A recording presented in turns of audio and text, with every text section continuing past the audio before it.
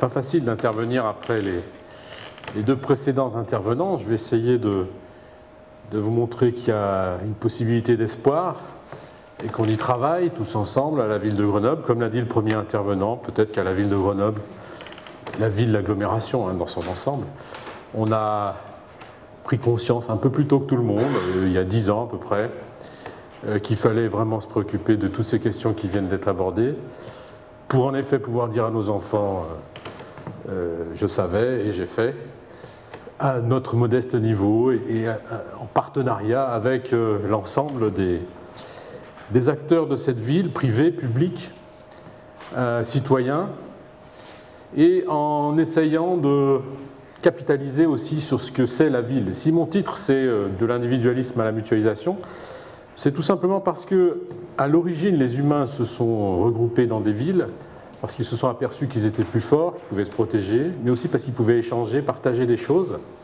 Et avec la société de consommation individualiste qui s'est développée ces 50 dernières années, on a un peu oublié ça. Et si on revient un petit peu à ce fondamental, on pourrait très bien être beaucoup plus économe en énergie, se déplacer de manière beaucoup plus neutre en carbone, et peut-être avoir une société où justement on pourrait favoriser un peu plus le bonheur, comme disait le précédent intervenant.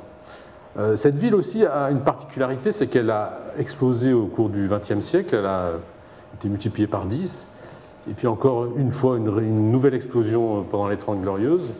Et il faut faire avec ça, il faut faire avec une ville très dense, mais il faut faire du judo. C'est une ville dense, courte, un espace très réduit, très restreint, entièrement occupé. On pourrait dire, comme certains, c'est trop dense, c'est invivable, etc. Mais au contraire, c'est un atout formidable. Et le capital d'expérience qu'on a pu faire à travers, un petit peu avant tout le monde, la réalisation par exemple de la ZAC de Bonn, où on a pris en compte tous les grands principes du développement durable en essayant de les appliquer, en essayant de les tester, avec un milieu du bâtiment très en retard, en allant voir tout ce qui se faisait chez nos voisins déjà depuis 30 ans, les Allemands, les Suisses, les Autrichiens, les Suédois, etc., très forts dans ce domaine. On a essayé de l'appliquer en France. Ça n'a pas été facile, il y a eu des réussites, des échecs. Il y en a tiré les leçons. Le plus difficile, ça a été finalement de faire une micro-révolution de la construction. On avait pris des habitudes de construire traditionnellement, sans se préoccuper des questions énergétiques, en oubliant qu'en effet l'énergie allait bientôt se raréfier et qu'il fallait vraiment changer de modèle. Donc on a tiré les leçons de cet écoquartier et on a aussi identifié des enjeux qui n'avaient pas été résolus, comme la mobilité par exemple. On a continué à Bonn à mettre 2 niveaux de parking en sous-sol, sous les immeubles, etc. Ça coûte très cher, enfin, c'est énormément consommateur d'énergie et de dépenses. On a aussi un peu testé l'énergie solaire, on l'a développée. Il ne faut pas non plus cracher dans la soupe, c'était quand même un beau coup d'essai. Mais ce qui nous préoccupe surtout maintenant, c'est d'aller plus loin et à la fois essayer de résoudre les questions qui n'ont pas été résolues sur de Bonn, mais surtout élargir l'échelle à l'ensemble de la ville et de l'évolution de la ville, en essayant évidemment de encore mieux prendre en compte les enjeux de demain de développement durable. On a besoin de continuer à lutter contre la ségrégation sociale et spatiale, plus de solidarité en ville. C'est évident, donc continuer à bâtir des quartiers où on accueille tout le monde et pas seulement des quartiers ghetto pour les riches ou ghetto pour les pauvres. On a besoin de continuer à se désengorger de la voiture. Il ne faut pas oublier que les villes elles ont été conçues à l'origine sans la voiture, que la voiture est un épiphénomène dans l'histoire de l'humanité qui dure depuis à peine 50 ans. Donc il y a quelque chose à imaginer pour un peu revenir aux fondamentaux là aussi et considérer que la ville c'est d'abord fait pour les piétons, pour les échanges directs, la marche à pied, les vélos à la limite, et en deuxième position éventuellement pour d'autres véhicules. Retrouver la nature en ville, c'est aussi une demande très forte et c'est aussi possible. C'est-à-dire qu'à l'époque des 30 Glorieuses, on a bétonné, mis du bitume partout, dans les cours, et on a oublié que voilà, il y avait aussi une demande forte de confort, de nature, de respiration. Et le développement de cette nature en ville, c'est une demande capitale aujourd'hui. Réduire la pollution, c'est une évidence. On s'est lancé dans une campagne facteur 4 pour réduire par 4 les émissions de CO2 d'ici 2050 dans tous les domaines. C'est très difficile d'y arriver. Mais on a commencé, on fait le bilan chaque année, avec l'ensemble des acteurs. Encore une fois, je ne suis pas en train de vous vendre la ville de Grenoble, on est les meilleurs, etc. C'est l'ensemble des acteurs qui sont mobilisés, qu'ils soient publics, privés, etc. Mais on vient de faire un constat très intéressant qui est en train de se généraliser. C'est que tout récemment, il y a encore eu un échec sur la renégociation du protocole de Kyoto, sur l'échec de Doha. Eh bien, l'échec de Doha, c'est l'échec des États. Et aujourd'hui, avec une société mondialisée, où les États n'arrivent pas à se mettre d'accord pour des raisons qu'on connaît tous, d'intérêts particuliers, diplomatiques, etc., c'est les villes qui vont faire le changement. Et la note d'espoir que j'apporte ici, c'est de dire que c'est dans les villes que ça va se passer. 75%, disait le premier intervenant, de la population vit dans les villes et vivra dans les villes. Et les villes ont tous les moyens, tous les leviers pour pouvoir relever le défi de la planète. Et je pense que c'est là que ça va se passer. Et c'est aussi une note d'espoir. Donc sur cette agglomération grenobloise, on a un projet qui vaut ce qu'il vaut, qui est de vraiment passer à la ville post-carbone, c'est-à-dire la ville d'après le pétrole, essayer d'être plus compact, plus intégrateur, donc de profiter, ce que je disais, de la densité pour faire du judo et en faire un intérêt. La ville continuer à apaiser, là aussi, limiter la pollution de la voiture, etc., la monopolisation de la ville qu'a effectué la voiture ces dernières décennies, et puis le retour de la nature. On teste ce projet écocité sur le secteur que certains appellent historiquement le polygone scientifique, maintenant la presqu'île ou la presqu'île scientifique, peu importe, sur cet ensemble de quartiers de cette ville qui est monofonctionnel, hein, qui était consacré uniquement à la science, à la technologie, à l'enseignement, etc., et à quelques industries, pour essayer de le rendre un peu plus quartier attractif, avec autre chose, des commerces, de l'habitation, des capacités d'accueil, en même temps que de développer la recherche et l'attractivité, puisque c'est un pôle assez important au niveau national, international, et que par le fait qu'on va le rendre plus accueillant, il va pouvoir continuer à exister dans la concurrence internationale.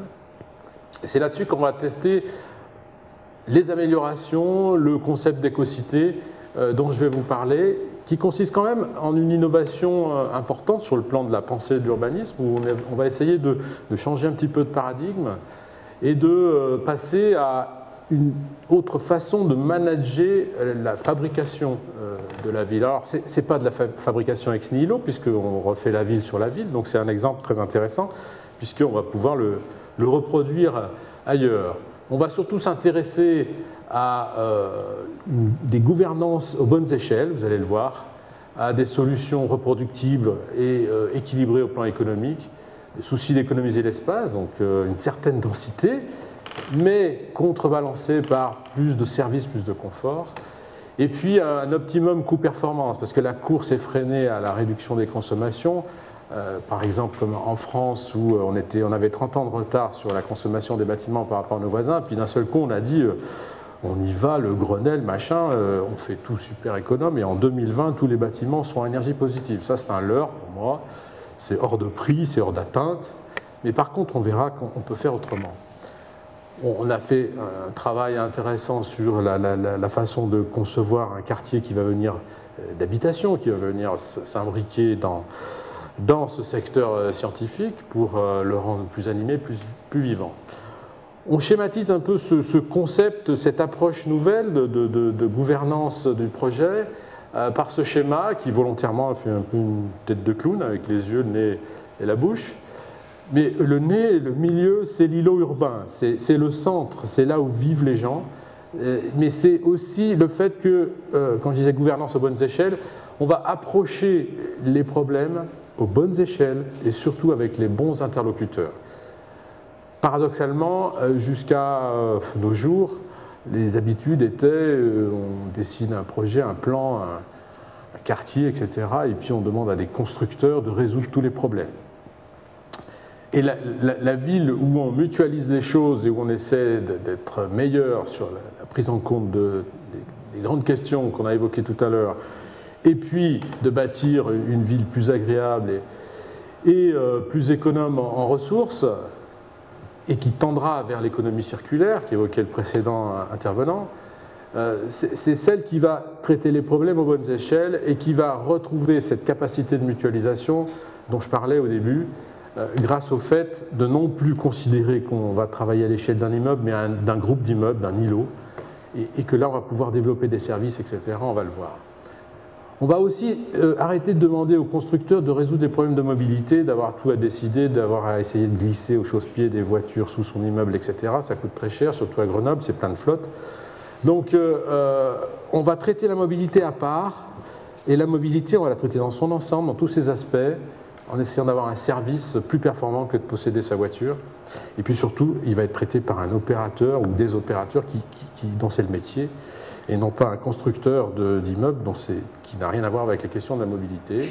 Et enfin, troisièmement, l'énergie, avec ses deux yeux, l'œil électrique et l'œil thermique, qui peuvent aussi interagir.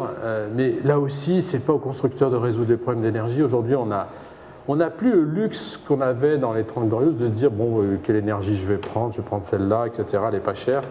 Aujourd'hui, en fonction du site où on est, en fonction des réseaux existants, en fonction des impératifs d'économie de ressources, il faut qu'on choisisse l'énergie la mieux adaptée aux problèmes, au site.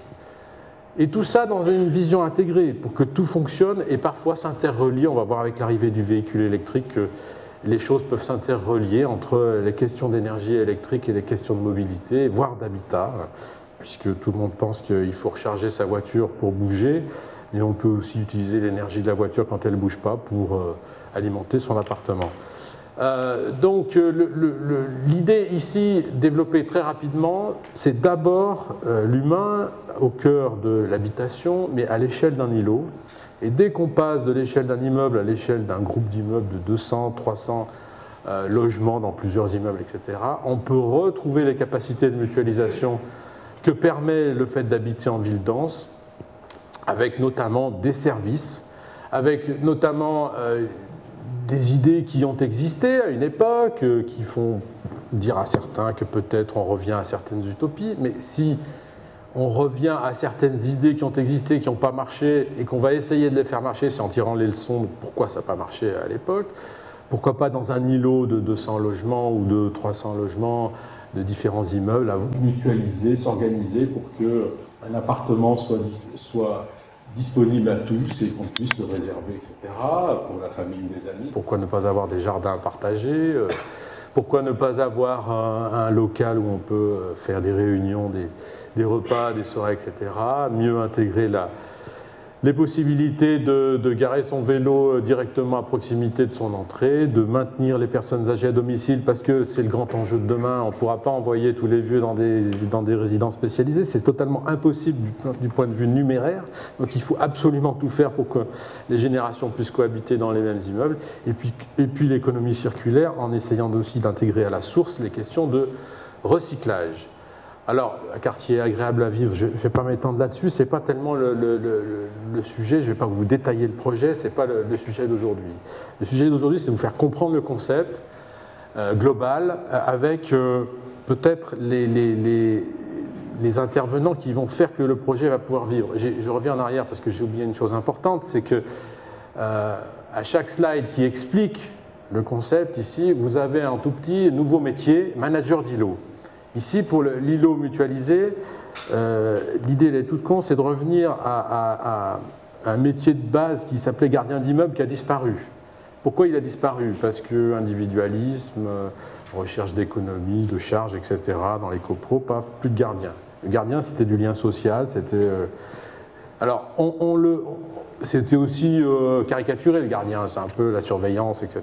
Donc, on le transforme en imaginant qu'à l'échelle d'un îlot de 200-300 logements, encore une fois, on peut se payer un nouveau type de gardien qui devient un manager d'îlot ou un animateur ou un médiateur qui va à la fois faire ce que faisaient avant les gardiens, mais surtout faire beaucoup plus, essayer de faire le pont, le lien, le médiateur entre tout ce qui arrive comme nouvelle façon d'habiter, de gérer son énergie, de gérer sa mobilité, pour aider les gens, les mettre en relation entre eux et faire vivre la mutualisation. Ce n'est pas totalement utopique, il y a aussi des fonctions de base à assurer, y compris sur le recyclage, l'entretien, etc. Donc c'est très important. Mobilité, même approche, mais une approche complètement mutualisée, c'est-à-dire une approche service, un peu comme est arrivé la téléphonie mobile, là, le service complet, on choisit son forfait, son offre en fonction de sa façon de vivre. Et bien là, l'idée est de mutualiser sur un seul service qui s'appellera Pass Mobilité, qui est d'ailleurs en passe d'être mis en service. Le fait tout simple que dans l'urbain dense aujourd'hui, posséder sa voiture est plus souvent une difficulté pour se déplacer qu'un avantage. C'est-à-dire qu'à certaines heures, c'est quasiment même impossible de se déplacer et puis ça génère beaucoup de nuisances. Donc là, sur un seul service, pourquoi la voiture s'est développée énormément et a eu tant de succès? C'est parce qu'elle est très pratique et immédiatement disponible, etc. Mais si on se dit qu'on est capable de mettre en place maintenant avec la technologie actuelle un service plus performant que la qualité de service qu'offrait de posséder sa voiture, surtout en ville, où encore une fois, posséder sa voiture ne rend pas forcément tous les services, on doit être capable d'avoir à la fois un confort d'usage et une performance à disposition plus importante que l'ancien système. Donc, on tapera sur son téléphone l'endroit où on veut aller et en temps réel, en fonction du trafic, on aura la proposition des différents modes de transport les mieux adaptés. Je dis bien en temps réel, en fonction du trafic. C'est très important, puisqu'on ne se déplace pas de la même manière aux heures des bouchons que la nuit, qu'à midi, etc. Donc, et en faisant appel à toute la panoplie, et surtout en déplaçant la question de la mobilité et des véhicules différents, par rapport à l'îlot d'habitat, c'est-à-dire en construisant à côté de l'îlot d'habitat ce qu'on appelle un pavillon de la mobilité, c'est-à-dire un bâtiment, parce qu'à Grenoble on ne peut pas enfouir dans le sol, qui va prendre la place de peut-être un bâtiment de logement, mais qui va rendre des services à tous, qui va concentrer l'ensemble des moyens pour stocker des véhicules, mini-véhicules électriques en libre service, vélos, voitures, parce qu'il faudra aussi, on n'est pas fou, ça ne va pas se faire comme ça du jour au lendemain, il faudra aussi assurer une transition, il faudra que les gens, ceux qui sont acharnés et qui veulent absolument garder la propriété de leur voiture, continuent à pouvoir se garer dans cet endroit, et puis côtoient ceux qui, finalement, avec le pass mobilité, ont décidé de l'abandonner la voiture et d'utiliser la location ou l'autopartage ou tout ce qui est proposé dans le pass mobilité, et que finalement c'est plus performant. Donc il va s'opérer peut-être des échanges, des dialogues qui vont faire que petit à petit ça va pouvoir évoluer. Encore une fois, on essaie de ne pas être dans l'utopie totale et le claquement de doigts, on essaie d'imaginer des solutions qui vont être progressives et qui vont permettre de s'adapter au changement, puisque la plus grande difficulté de l'humain, c'est l'adaptation au changement, même si finalement l'humanoïde est assez fort, il a montré dans toute l'évolution qu'il est capable de s'adapter, mais c'est assez long, ça dépasse les échelles des générations. Sur le thermique, sur l'énergie, même combat, c'est-à-dire mutualisons. Et là, je vais tout de suite droit au but, la mutualisation de l'énergie dans une ville relativement dense, c'est aussi, et pas seulement s'intéresser aux énergies renouvelables, bien sûr qu'on va développer les énergies renouvelables et pas que le solaire, on va aller sur l'hydraulique puisqu'on a 2 rivières et qu'il y a des possibilités, on va continuer à développer la biomasse, c'est essayer de passer à un nouveau paradigme lui aussi, c'est-à-dire que grâce au fait qu'on est en ville, on peut très bien essayer de récupérer de l'énergie de la ville. Je m'explique. La ville produit toute l'année une quantité d'énergie folle qui est gaspillée, qui est jetée par la fenêtre ou envoyée dans le sous-sol ou dans les réseaux ou dans les rivières. Ici, on va constituer un réseau d'eau à moyenne température, 30 degrés l'hiver, 20 degrés l'été, qui va être alimenté uniquement par des énergies de récupération. Pourquoi? Parce que dans cette ville, il y a un énorme réseau d'assainissement qui part vers la station d'épuration et qui passe à côté.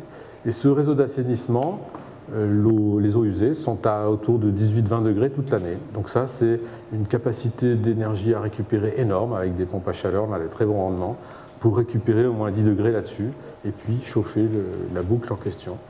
C'est décarboné, gratuit, c'est pas conditionné au prix du pétrole, etc. Voilà. C'est tout simplement, c'est du recyclage, j'allais dire. C'est de l'économie circulaire, c'est récupérer l'énergie. Dosio Il y a des gens quand même, il y a 40 ou 50 ans, qui ont fait des choses intéressantes, puisqu'ils ont conçu un réseau de chauffage urbain dans cette ville de Grenoble. Mais c'était à l'époque de l'énergie pas chère, charbon, pétrole, etc. Mais le réseau qui a été constitué avec ces 6 centrales qui alimentent toute la ville, c'est vraiment typiquement un exemple de réseau mutualisé.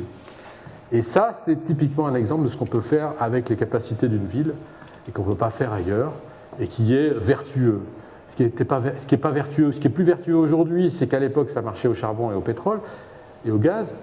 Mais aujourd'hui, grâce à ce réseau qui existe, on va pouvoir le reconvertir. On a commencé d'ailleurs à reconvertir plusieurs centrales au bois et voire à d'autres énergies, mais on profite du réseau existant et on va l'utiliser. Donc on va développer une nouvelle centrale au bois, biomasse, qui va être évidemment en cogénération, qui va fabriquer aussi l'électricité.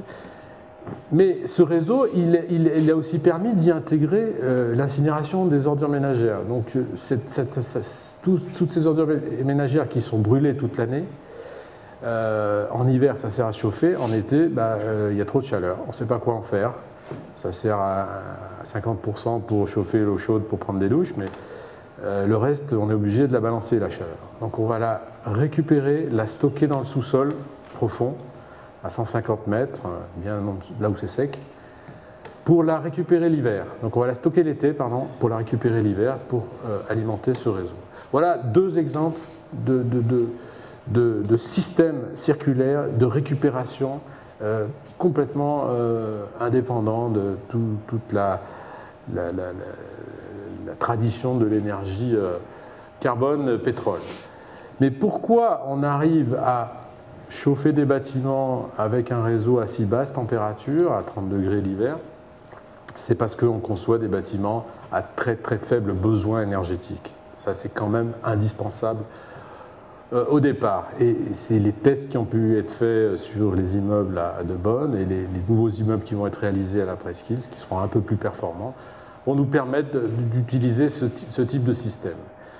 L'ensemble de ces questions d'énergie va aussi avec une révolution dont on n'a pas parlé, mais qui était sous-jacente aux 2 interventions précédentes, c'est le réseau électrique. Vous savez très bien que le réseau électrique, il est en limite de blackout et de saturation tous les ans en hiver quand il fait très froid comme en ce moment, au pic de conso de 19 heures. C'est un peu aussi un héritage de décisions un peu inconscientes à une époque de promouvoir le chauffage électrique, hein, je ne vous fais pas de dessin. Mais il y a une nouveauté, c'est que, et surtout dans une ville comme Grenoble où il fait très chaud l'été, maintenant il y a aussi un pic qui nous menace de blackout en été à 14 heures quand il fait très très chaud, où tout le monde branche ses clims électriques.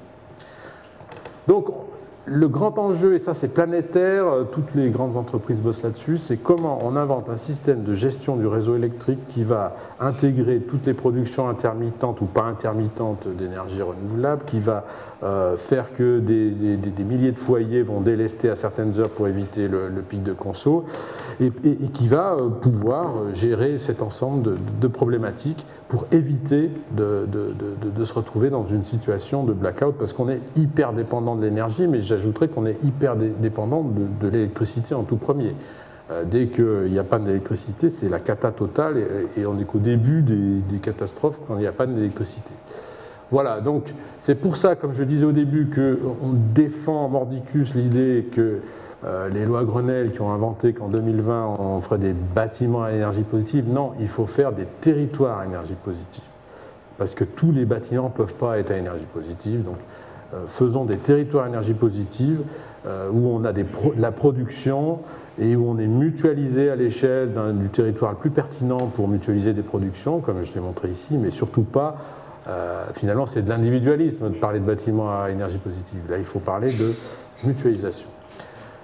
Ça se fait forcément avec un partenariat très fort, avec l'ensemble des acteurs, qu'ils soient privés ou publics, et évidemment avec l'ensemble des citoyens. Donc voilà pour cette note d'espoir. Revenons aux fondamentaux de la ville et tirons parti de tout ce que permet le fait d'habiter ensemble dans un espace réduit. Ça permet d'imaginer énormément de solutions aux problèmes de demain pour notre planète. Merci.